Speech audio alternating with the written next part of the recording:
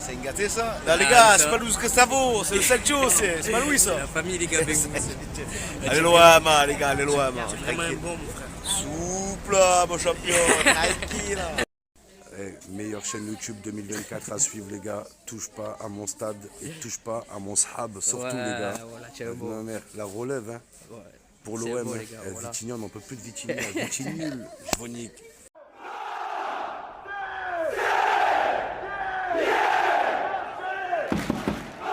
Leroy Sané, Jonathan David, Facundo Medina, Aymeric Laporte pour le grand retour de l'Olympique de Marseille dans la plus prestigieuse des compétitions européennes. Mehdi Benassia et Pablo Longoria se montrent ambitieux. Bonjour à vous camarades marseillais et camarades marseillaises. Eh ouais les gars, c'est important. Il y en a énormément au sein de notre communauté et elles connaissent le ballon mieux que certains. Donc bienvenue à vous, demoiselles, jeunes femmes ou mesdames, mesdames, messieurs. Donc on se retrouve aujourd'hui, désolé j'ai un appel les gars, pour une vidéo chargée. Il y a énormément de choses à dire, donc installe-toi, prends quelque chose à boire, prends quelque chose à manger parce que le programme il est animé. La qualification en Ligue des Champions, le mercato à venir, la révolution à venir au sein du football français avec la disparition de la LFP et on va également faire un bilan de notre effectif. Quels joueurs selon moi doivent quitter le club et lesquels on doit absolument garder. Mason Greenwood peut-être, je sais pas, tu le découvriras. Bref, avant qu'on attaque la vidéo les gars, ben, je compte sur vous pour m'aider et participer à cette vidéo à travers votre interaction. Le petit pouce bleu les gars, abonnez-vous si c'est pas encore fait et surtout en commentaire, ben, dites-moi ce que vous pensez de tout ça. Voilà, dites-moi si vous êtes d'accord avec moi, si vous avez une autre opinion, si vous avez une autre idée plutôt. N'hésitez pas à vous exprimer. L'espace commentaire juste en bas, il est dédié, il est réservé à vous juste pour ça. Voilà. Les gars, on va commencer par la patate chaude. La révolution au sein du football français. Parce qu'après, avec toutes les mesures qui sont en train d'être prises, on peut parler de révolution. La LFP, c'est un mode de fonctionnement qui nous a montré ses limites ces derniers temps. Depuis Mediapro, on enchaîne les catastrophes et tu te retrouves avec des clubs qui peuvent faire faillite. Donc l'avenir de nos clubs, sauf celui du Paris Saint-Germain parce qu'ils ont un état derrière, est en danger. Donc cette révolution, je la vois d'un bon oeil. Parce que les décisions qui sont en train d'être prises, en plus, elles sont bonnes. Ce que j'apprécie dans un premier temps avec cette révolution, c'est que ça va mettre fin à l'emprise du Paris Saint-Germain au sein de toutes ces instances. Fini le Vincent Labrune qui est aux boîtes de Nasser Al-Khelaifi. Maintenant, tu vas te retrouver avec un mode de fonctionnement similaire à celui de la Première Ligue. C'est-à-dire que les petits clubs auront autant de poids dans la balance au moment de prise de décision. C'est fini. C'est pas parce que Nasser Al-Khelaifi, il a dit que les patates, elles étaient chaudes, qu'il fallait que les patates, elles soient chaudes. Si, maintenant, quelqu'un veut s'opposer à Nasser Al-Khelaifi, si quelqu'un veut s'opposer à je ne sais qui, il sera en mesure de le faire. Et ça, c'est libérateur pour tout le monde. Parce que là, la LFP, elle doit être au service de tous les clubs et pas au service d'un seul club, le plus fortuné du championnat. Ce que j'apprécie également dans cette révolution, les gars, c'est le salary cap. Le salary cap, on l'a vu chez nous à Marseille, les gars. Hein. Des fois, tu te retrouves, tu donnes des salaires de malade mental à des joueurs moyens. Tu ne te qualifies pas en Coupe d'Europe à la fin de la saison et tu te retrouves obligé de vendre tes meilleurs joueurs. Tu dois vendre tes meilleurs joueurs parce que tu n'es plus en mesure d'assumer le train de vie. Donc, ne pas dépenser plus d'argent que tu en gagnes, pour moi, ça me paraît logique. Meilleure répartition des droits TV. Ça aussi, c'est une bonne chose. Ça aussi, c'est une bonne chose pour le niveau du championnat français. Si les petites équipes de notre championnat touchent autant d'argent que les grosses équipes du championnat, forcément, elles auront un budget pour le mercato beaucoup plus conséquent et forcément tu vas te retrouver avec des petites équipes plus compétitives et tout le monde va se tirer vers le haut. Donc une meilleure répartition des droits télé, c'est indispensable. Il faut pas qu'il y ait trop d'écart non plus entre ceux qui sont là et ceux qui sont derrière. Il y a un juste milieu à trouver et ça c'est pour le bien-être les gars de tout le monde. Si ton championnat il est compétitif, en Coupe d'Europe, tu pourras être compétitif. Et là, les gars, ça c'est ma touche perso, là, ce que je vais vous dire. J'aimerais, du fond du cœur, qu'on profite de cette réforme pour repartir à zéro aussi avec l'arbitrage. Je le dis, voilà. Les arbitres, c'est quand même une instance très sectaire, très autoritaire, très je me remets pas en question et il faut tout reprendre à zéro parce qu'un mauvais arbitrage c'est des conséquences catastrophiques au classement, ça nuit au club, ça nuit au spectacle, ça nuit au suspense du championnat et il y a surtout un manque de cohérence dans leur choix. Tu te retrouves avec un arbitre qui va te mettre un rouge pour un fait de jeu et le week-end suivant le même arbitre pour la même situation il ne va pas mettre rouge. Voilà, donc un arbitrage qu'il faut revoir en long, en large et en travers. Donc voilà les gars pour cette réforme, c'est vraiment une très bonne chose. C'est quelque chose qu'on attendait tous, je le pense. Et franchement, j'espère que ça va aller au bout. Tout le monde en ressortira gagnant, sauf le Paris Saint-Germain. Je vous le dis, c'est pas contre eux, mais c'est les grands perdants. Voilà. Ensuite, j'aimerais le prochain sujet. Ben, écoutez, les gars, c'est la qualification en Ligue des Champions, et De Zerbi et tout ce qui s'ensuit. Alors, cette qualification en Ligue des Champions, les gars, je suis soulagé, je suis heureux, mais il faut pas que ce soit un exploit que l'OM soit en Ligue des Champions. Moi, j'ai pas envie de rentrer dans ce jeu de seul contre tous, et vous avez vu, et c'est grâce à nous, ils ont tous voulu nous piner, je ne sais quoi. C'est vrai que l'OM, cette saison, on aura connu des difficultés. On aura dû surmonter des obstacles. Mais ce qu'il faut savourer là maintenant, c'est la qualif et et anticiper déjà la saison prochaine. Il faut pas qu'on rentre dans ce discours de parano, seul contre tous. Voilà, donc c'est une bonne chose, mais c'est la norme que l'OM soit en Ligue des Champions. C'est juste qu'il y avait trop de pression. Voilà. Donc Roberto De Zerbi, il y a énormément de choses à dire sur cet entraîneur. Il y a énormément de choses à dire sur cet entraîneur. Il est arrivé et il y a de suite eu beaucoup d'attentes autour de lui, surtout en termes de spectacle. C'est vrai que moi, avec Roberto De Zerbi, je me suis souvent ennuyé. On s'est souvent retrouvé avec une possession stérile ou arrivé dans les 30 derniers mètres, ça manquait de folie, ça manquait de verticalité, ça manquait de profondeur. Mais je pense quand même que cette saison, elle va lui servir d'apprentissage. Voilà, il a dit lui-même, la saison prochaine, on va changer de schéma tactique. Je pense qu'il a été surpris par le niveau du championnat français parce qu'il y a beaucoup d'équipes et d'entraîneurs qui l'ont gêné tactiquement. Voilà, Strasbourg, Nice, Reims, Monaco, Lens, beaucoup de défaites durant la phase retour quand même. Et je pense qu'il a pris une claque à l'OM parce qu'il y a beaucoup d'entraîneurs qui ont trouvé la parade pour embêter De Zerbi. Donc je pense que ça va lui servir d'apprentissage. Je pense aussi que c'est la première fois qu'il dirige une équipe du standing de l'OM avec cette pression du résultat, cette ferveur et ce statut de favori à chaque match où les équipes n'ouvrent pas le jeu. Donc pour toutes ces raisons, tu t'es retrouvé avec un Roberto De Zerbi qui s'est quelquefois perdu en cours de route. Avec l'ambiance chaude à Marseille, il était aussi par moments trop bouillant. Donc voilà, je pense que cette saison, elle va lui servir. Et que le meilleur reste à venir avec Roberto De Zerbi. Voilà. Moi, je mise sur la continuité. Ensuite, j'aimerais mettre en avant des joueurs qui ont permis à notre équipe de se qualifier en Ligue des Champions. Tout le monde, tous les joueurs y ont contribué, mais il y a des joueurs qui ont été beaucoup plus réguliers que d'autres. Et j'aimerais parler de Gouiri, Emile Gouiri.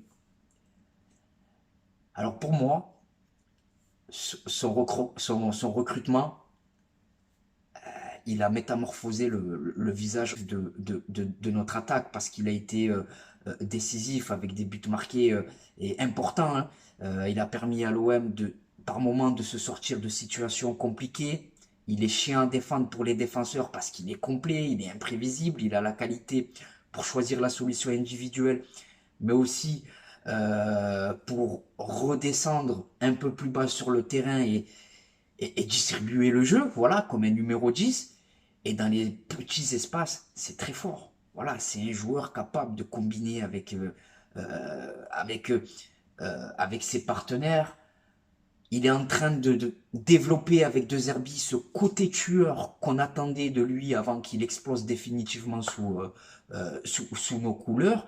Et Gouiri, il aura vraiment permis à l'équipe de se qualifier en Ligue des Champions. Voilà. Maintenant, le plus dur commence pour lui. Maintenir ce niveau sur la durée. Mais en tout cas, Emile Gouiri, son recrutement, c'est un tournant dans notre saison parce que tu te retrouvais avec un attaquant Eli Wahi qui n'avait aucun impact sur le jeu. Et là, tu te retrouves avec un Gouiri qui est présent dans le jeu, mais en plus qui est décisif. Donc voilà. Le plus dur commence maintenant pour lui parce que l'année prochaine, on aura encore plus d'exigences pour ce joueur. Et ça, faut qu'il le sache. Surtout avec la Ligue des Champions, il aura sûrement un concurrent.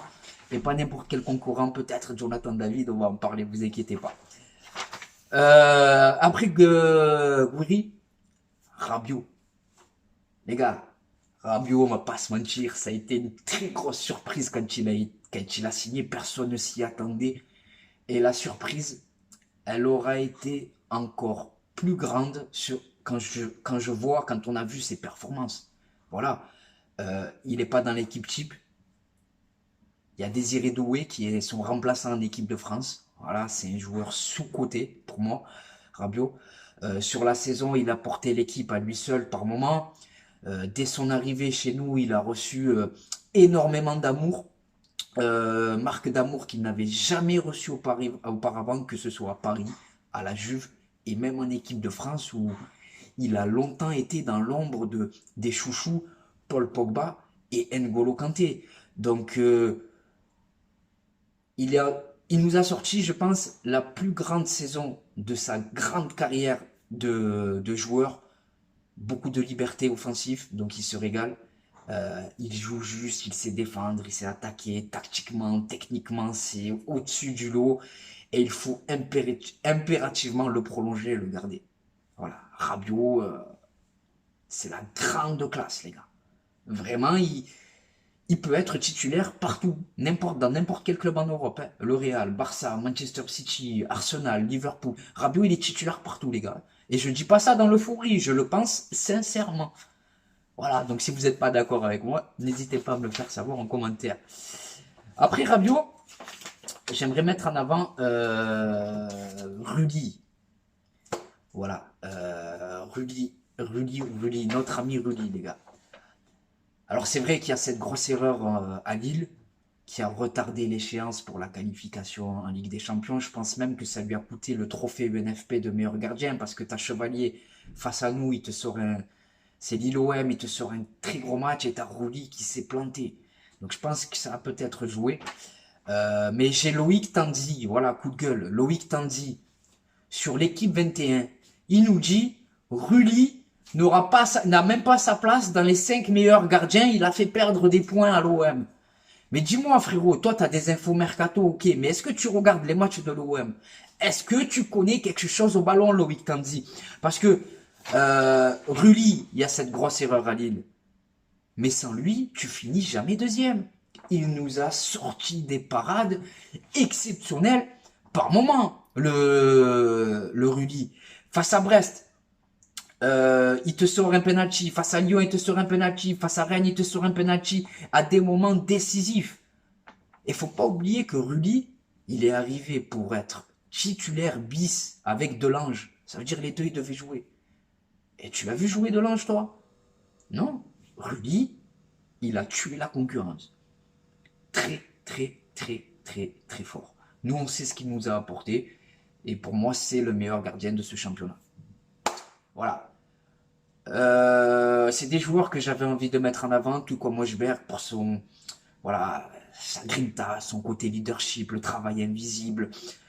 C'est lui qui donne aussi le tempo au reste de l'équipe en termes d'agressivité dans les duels.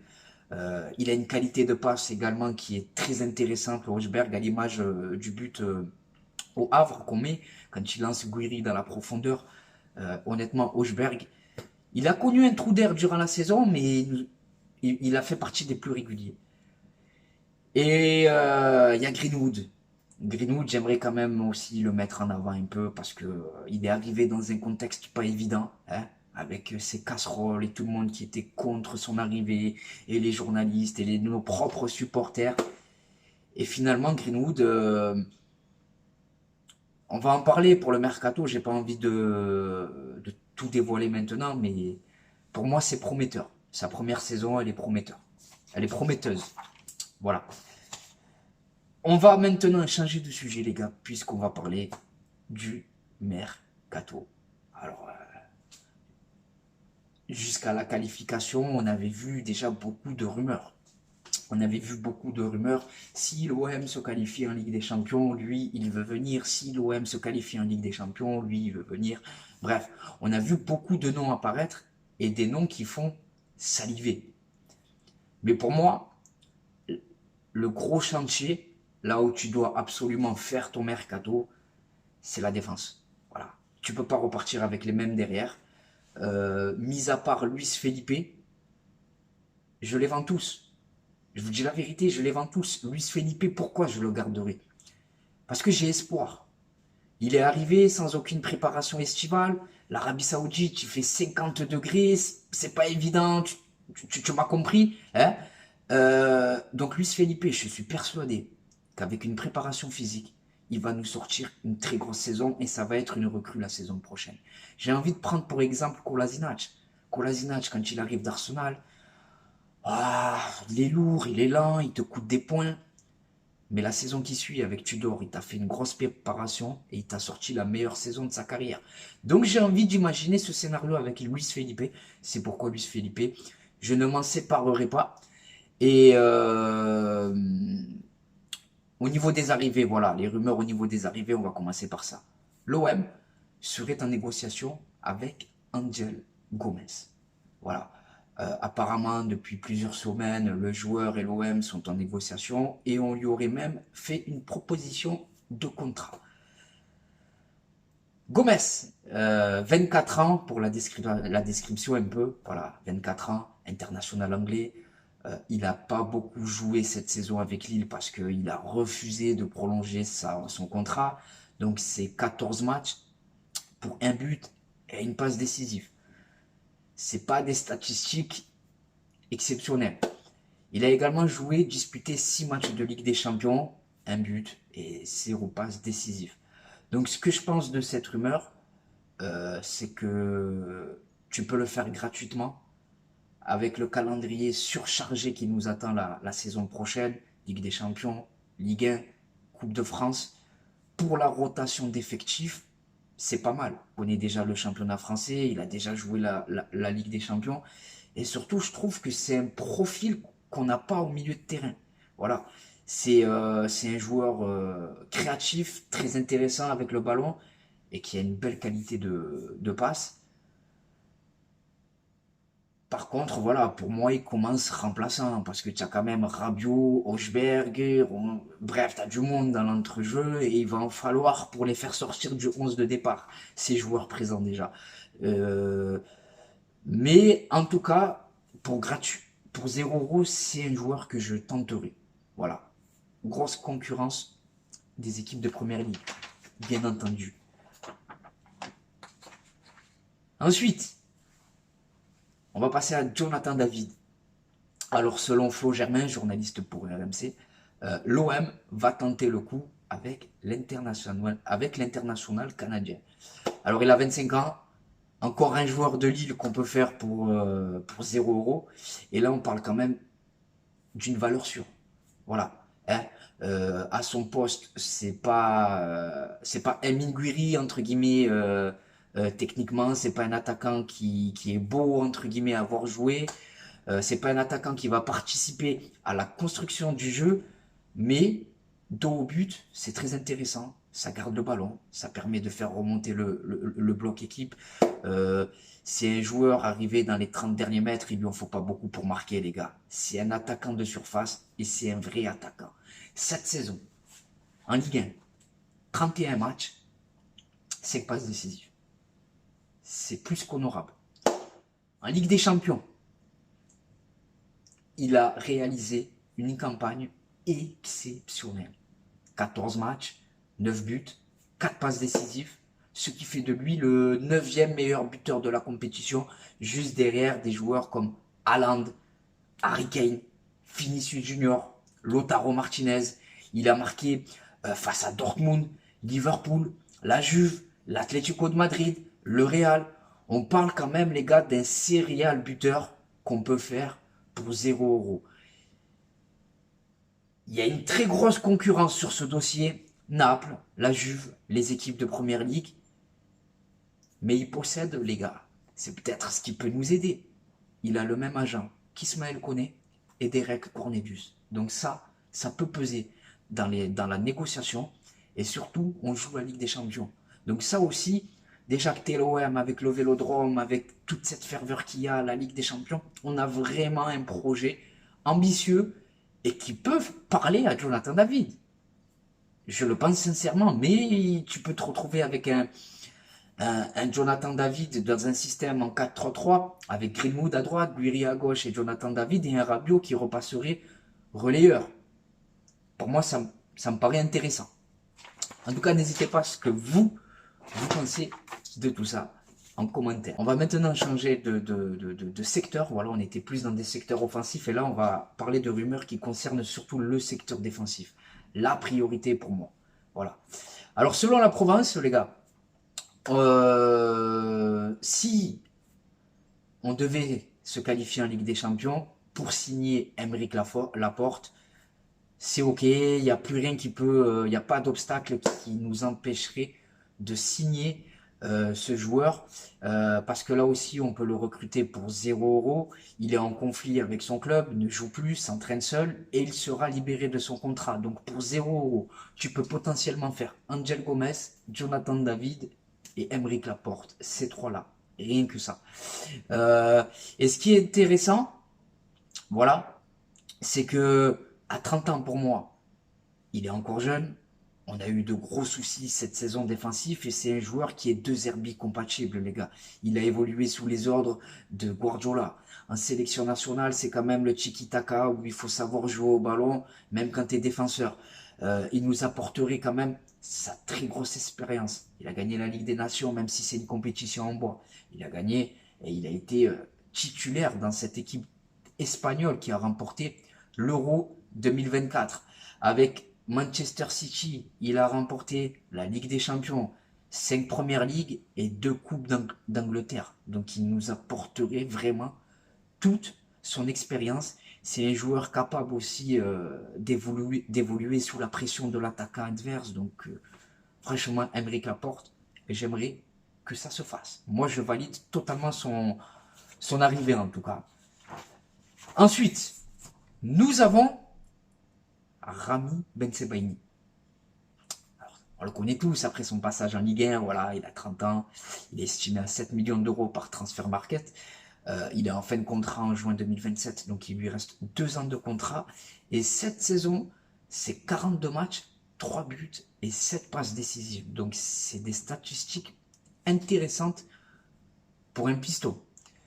Et pour moi, Bensebaini, les gars, c'est le joueur parfait pour occuper le couloir gauche. Rapide, très polyvalent, il peut jouer piston gauche, latéral gauche, défenseur central, latéral droit, piston droit. Contrairement à Quentin Merlin, il sait défendre et il est dangereux quand il apporte le surplus en attaque. Et il connaît le championnat français, il parle déjà la langue, il connaît l'OM. Donc Rami Bensebaini, pour moi, les gars, c'est le profil parfait à gauche. Bien sûr, à son poste, tu as des joueurs qui sont bien meilleurs que lui. Mais ça coûte bien plus cher que Rami Bensebaini. Moi, en tout cas, je valide totalement cette arrivée. Ensuite, nous avons Wesley Fofana, les gars. Wesley Fofana. Donc, ça fait quand même quelques temps qu'on le voit apparaître, cette rumeur, l'OM sur Wesley Fofana. Et d'après Foot Mercato, l'OM suit toujours Wesley Fofana. Le joueur est très intéressé à l'idée de venir. Et Chelsea est ouvert à une vente ou à un prêt. 24 ans, les gars. C'est un très bon défenseur, mais honnêtement, c'est un pari risqué. Voilà. Je suis allé regarder. Cette saison, il a été absent 140 jours en raison de ses blessures.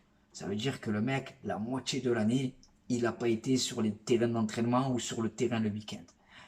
Donc, c'est un profil qui me plaît, mais c'est risqué. Mais si jamais tu arrives à le retaper physiquement, c'est un très bon coup parce que c'est un joueur très rapide, qui a un très bon sens de l'anticipation, dur sur l'homme, qui connaît lui aussi le championnat français, et il est supporter de l'OM, donc là je vais mettre un gros warning, les gars. Gros warning. Parce qu'on a vu que ces dernières années, il y a des joueurs qui sont nés dans la région, qui supportent l'OM, qui sont passés chez nous, et ça s'est mal passé pour eux. Gignac, avant de réussir, il a connu 2 saisons chaotiques. Romain Alessandrini, il s'est totalement planté. Samuel Gigot, il s'est totalement planté. Ismaël Benasser, il connaît des débuts, il connaît des difficultés depuis son arrivée. Et c'est des joueurs qui ont de la qualité et qui aiment l'OM. Mais quand tu es supporter de ton club, que tu as la famille, tu as les amis, tu as si, c'est beaucoup plus compliqué qu'un autre joueur qui est né dans la région parisienne. Donc Wesley Fofana, j'ai envie de tenter ce pari, mais c'est un pari risqué. Voilà.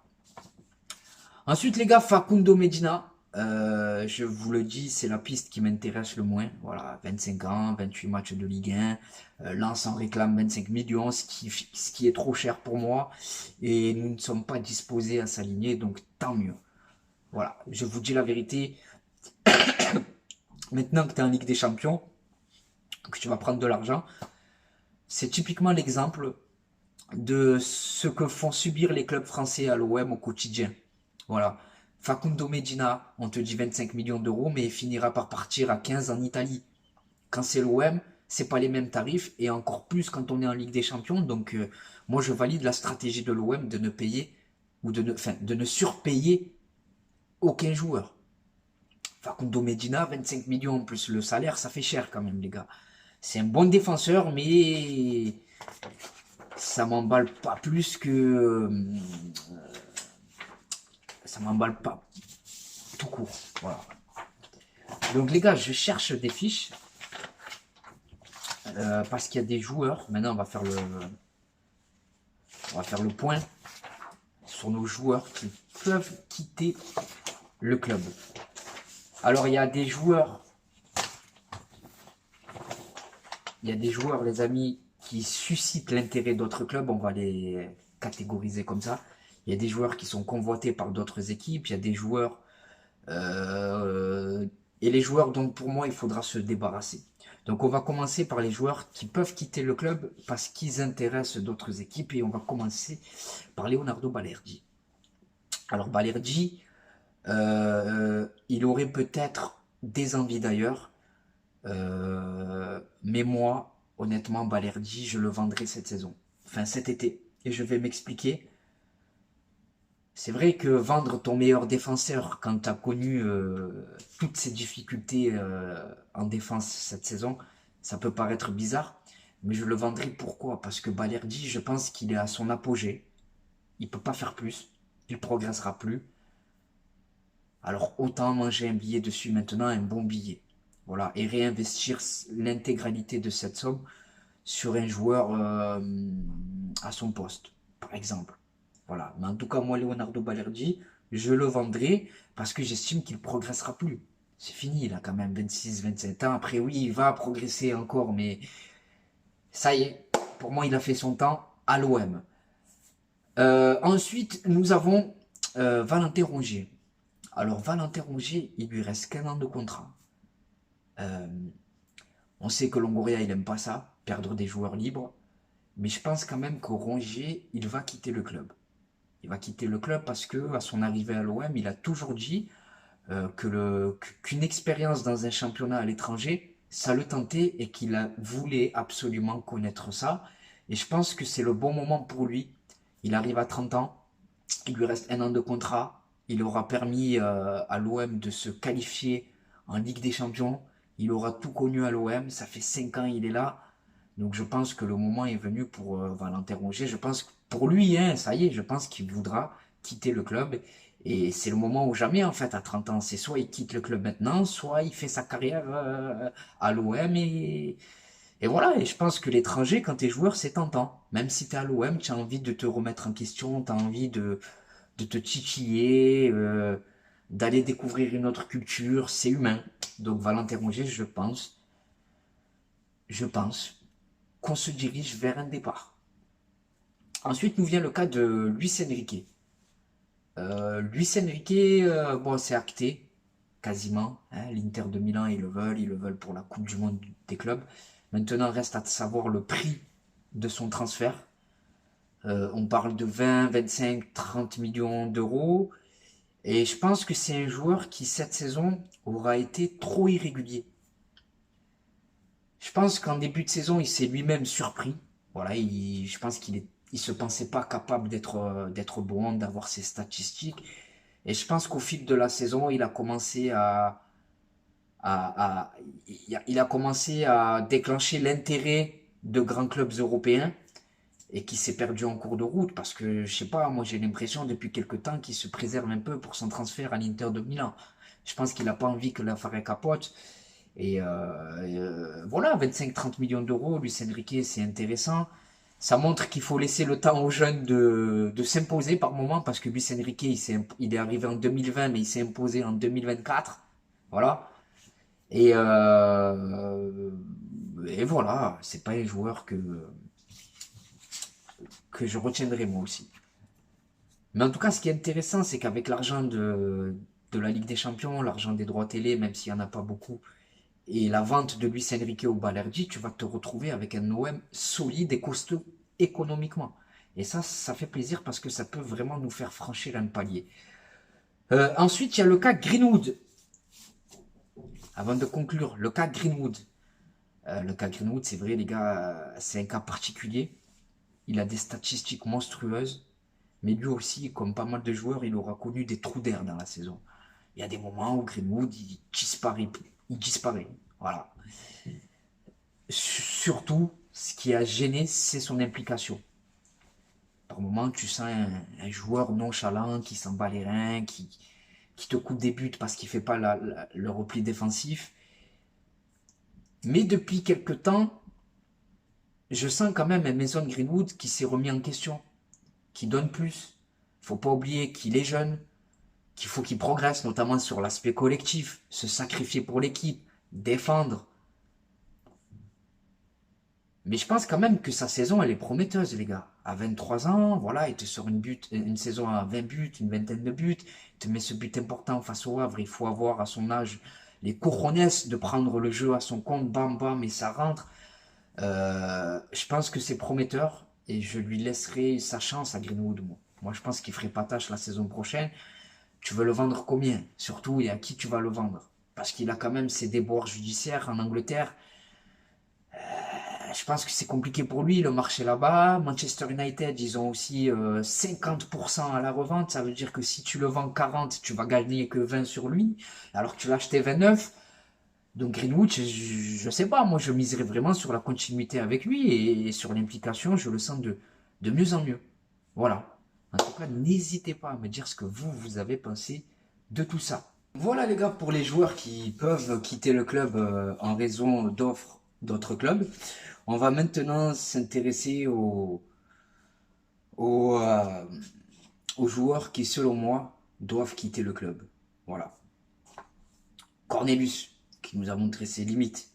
Quentin Merlin, qui je trouve n'a pas tellement progressé depuis son arrivée. Paul Lirola, Amar Dedic, qui lui s'est acté, va quitter le club. J'aurais bien aimé le voir un peu plus, lui, vous voyez. Ensuite, on a Bamo Meïté, qui devrait quitter le club aussi suite à son retour de près de Montpellier. Chancel Mbemba, qui va être libre de tout contrat. Amin Harit, j'estime qu'il a fait son temps lui aussi. Depuis sa grosse blessure à Monaco, il a quand même du mal. Et je pense qu'un départ est inéluctable pour lui. Et Neil Maupay, apparemment, il y aurait une incertitude. Le club hésiterait à s'en séparer ou pas. Mais c'est un joueur, honnêtement, moi, que je garderai parce que c'est un joueur de vestiaire. C'est quelqu'un qui jouait, qui ne joue plus du tout. Et on voit sur le banc de touche qu'il est là, qui motive les coéquipiers, il est impliqué, il broche pas, il fait pas de bruit, il est juste content d'être à l'Olympique de Marseille, il profite de chaque instant et surtout, c'est quelqu'un qui peut faire le job, le taf en Ligue 1. Voilà, pour jouer contre Brest, Strasbourg, Maupay, entre guillemets, ça suffit. Donc voilà pour les joueurs qui doivent quitter le club. Ensuite, il y en a quelques-uns que je garderai, je mettrai peut-être Kandogbia aussi, je le mettrai, ouais, je le mettrai. Pour moi, il doit quitter le club. Il y a des joueurs qui m'ont surpris et que je conserverai parce qu'ils peuvent nous être utiles, sait-on jamais. Ulysse Garcia. Alors Ulysse Garcia, il a souvent été critiqué, c'est un joueur qui a été limite par moment, tactiquement et même sur l'aspect défensif, mais je le trouve bien depuis quelques semaines. Honnêtement, je le trouve bien, il s'est imposé dans le 11 de départ, donc Ulysse Garcia en doublure de Rami Bensebaini, s'il vient bien sûr, hein. Honnêtement, je suis totalement preneur. Voilà. Amir Mourio aussi, que je verrais bien rester au club. C'est un joueur qui